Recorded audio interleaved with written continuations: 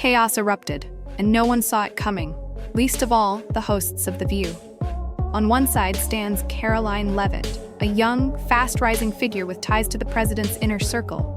On the other, a panel of daytime television veterans who've shaped public opinion for years. When these worlds collided, sparks flew. For many, it seemed like just another round of political theater.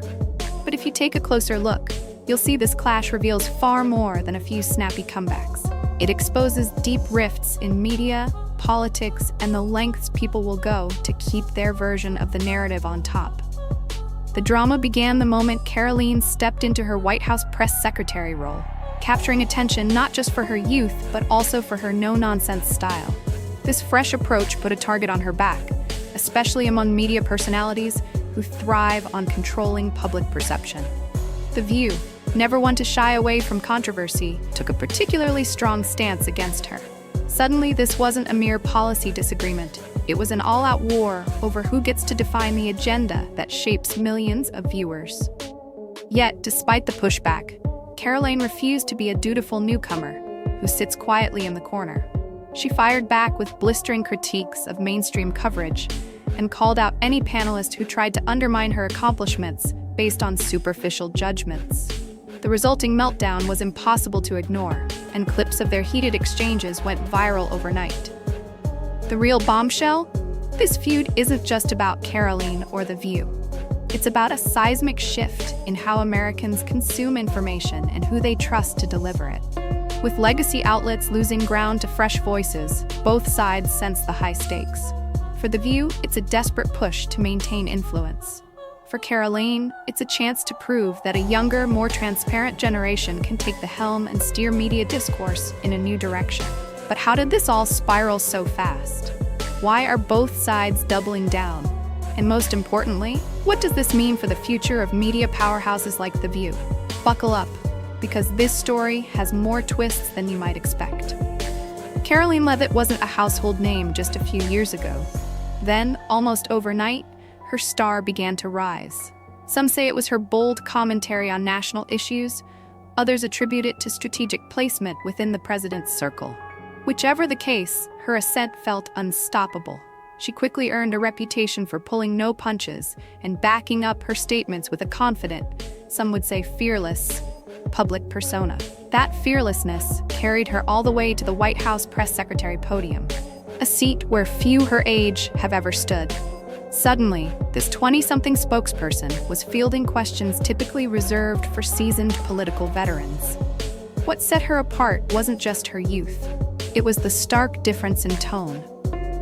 She didn't mince words, didn't cater to legacy networks simply because they'd always been in the front row. For audiences tired of polished evasions, it felt like a breath of fresh air.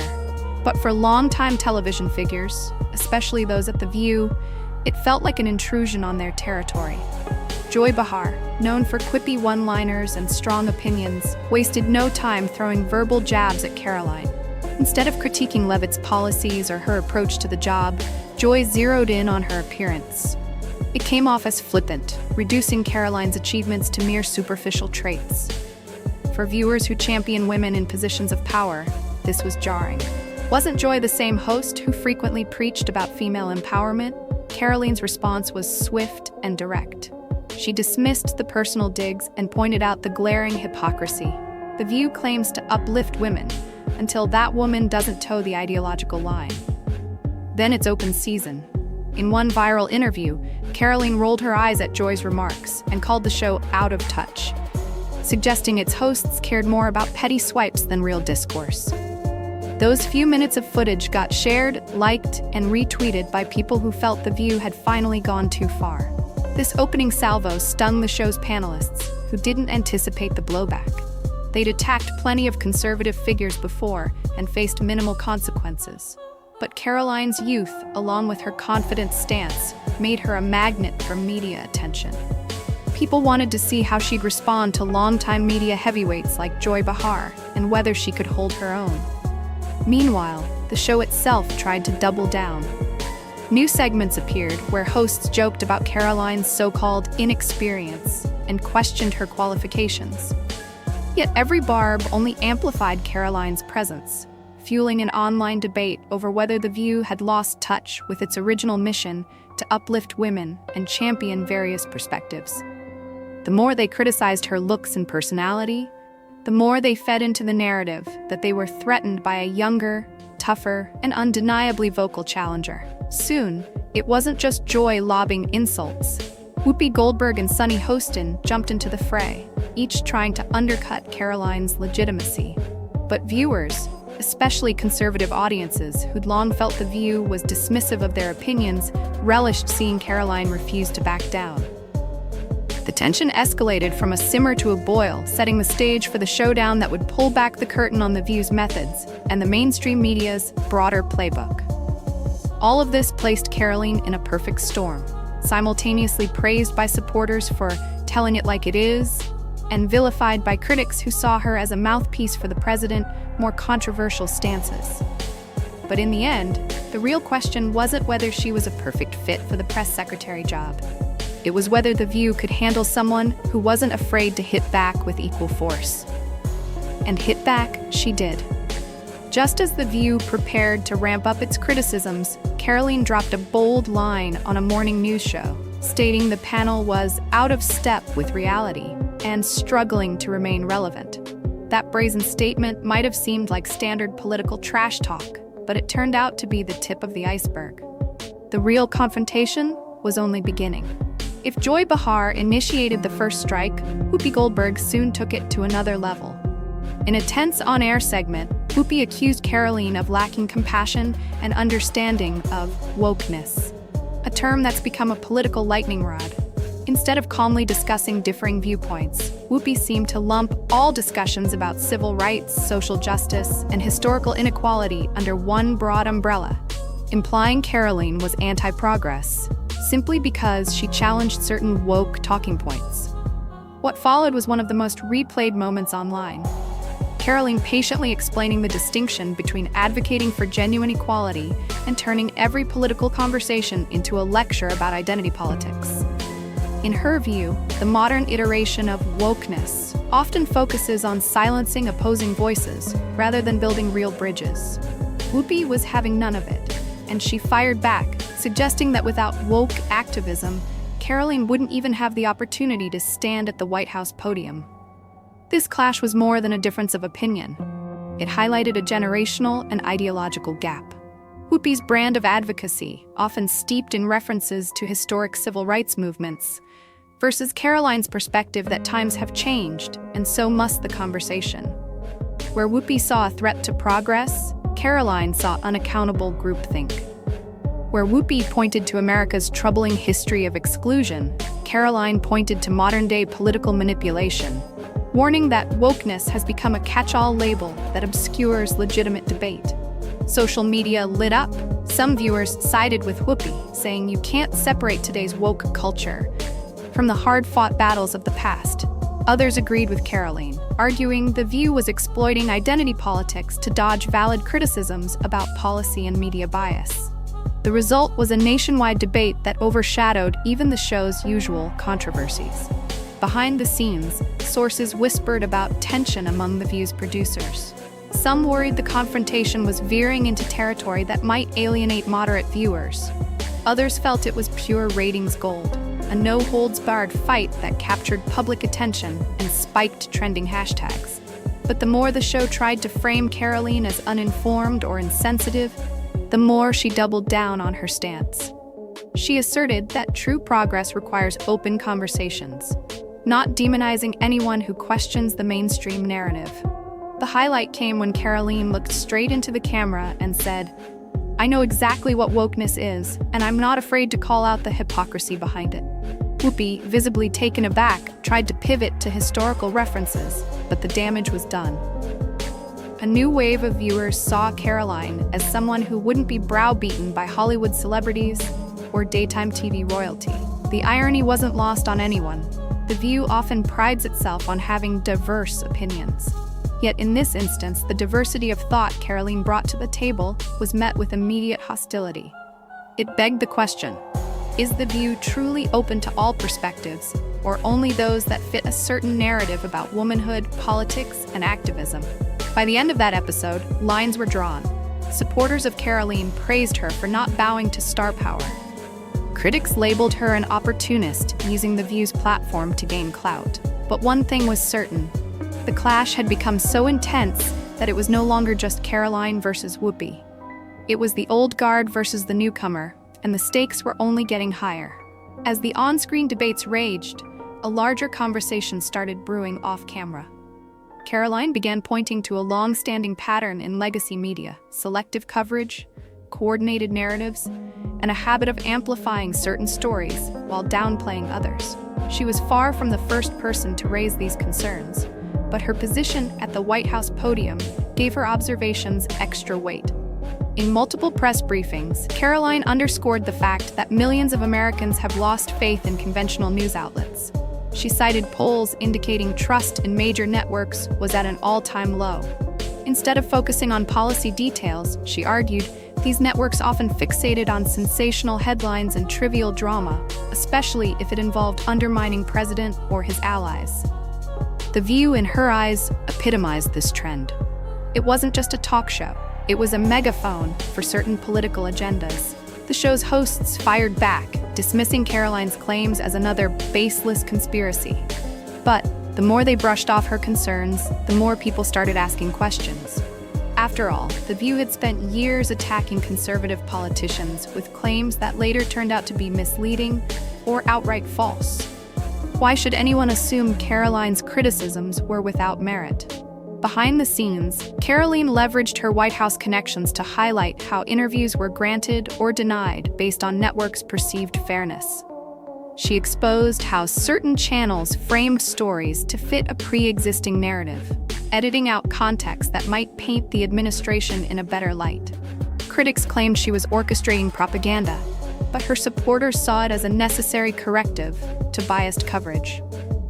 This rising mistrust played directly into the hands of alternative media, from independent podcasts to online video channels.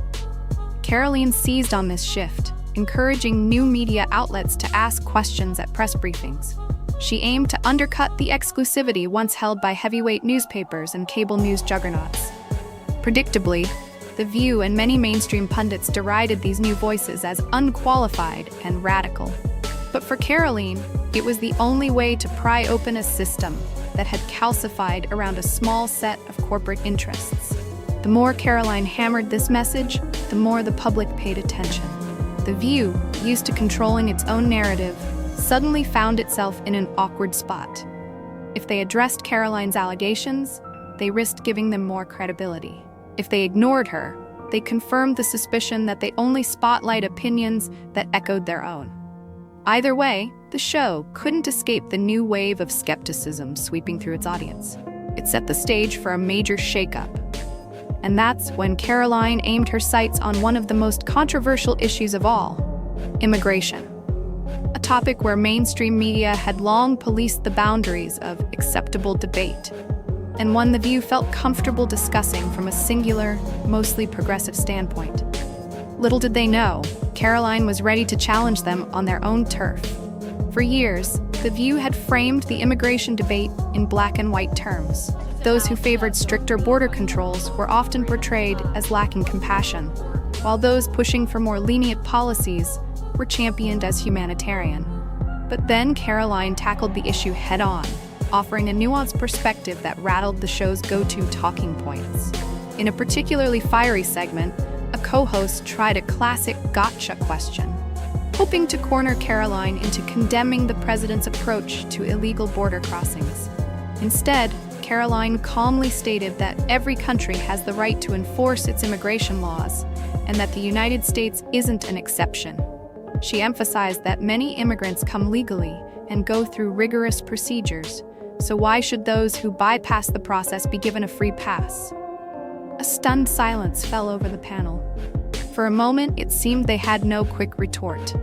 Eventually, one of the hosts tried pivoting, asking if Karoline felt any empathy for those just seeking a better life.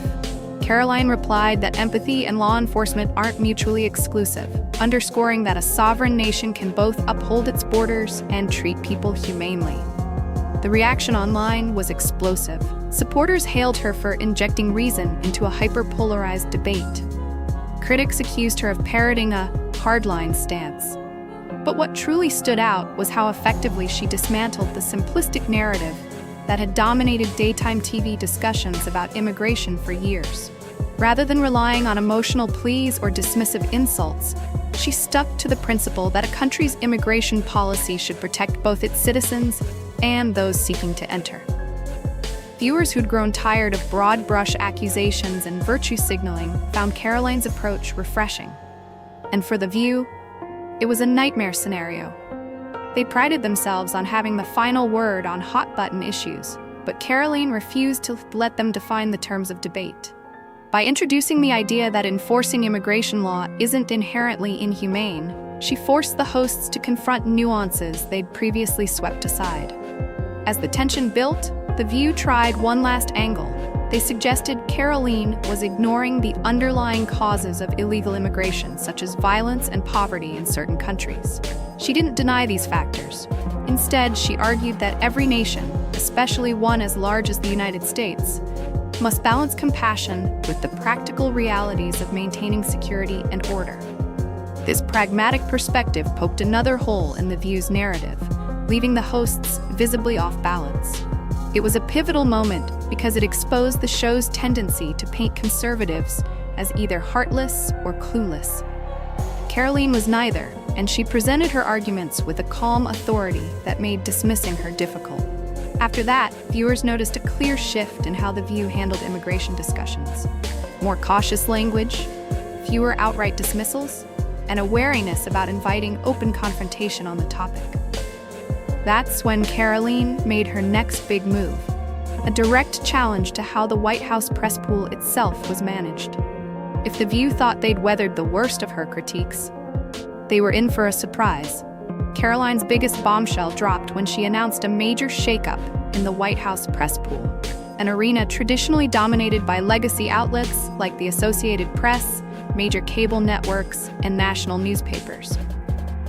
For decades, these players maintained an exclusive grip on front-row seats, controlling not just the questions, but the entire tone of press conferences. Critics often argued that this setup sidelined newer, alternative outlets that might ask the questions mainstream media avoided. Karoline decided that the status quo had run its course. In a press briefing that went viral, she stated that 2 front-row seats, once reserved for White House staff, would be reassigned to new media voices who met certain journalistic standards and Secret Service requirements. She also pledged to restore press passes for over 400 journalists whose credentials had been controversially revoked under the previous administration. It was a direct shot at what she called the closed club mentality of the White House Correspondents Association. Predictably, The View erupted in outrage. Sunny Hostin scoffed at the idea, questioning whether these new outlets were qualified to cover national affairs. Whoopi chimed in, warning that people might just spout stuff if given the microphone. Yet for a large segment of the public, this backlash only confirmed Karoline's argument. Big-name personalities feared competition from journalists who might not align with the usual narratives. Behind the scenes, this policy shift caused a stir among traditional news outlets. Some correspondents quietly admitted it might bring fresh perspectives, while others complained it would dilute journalistic standards.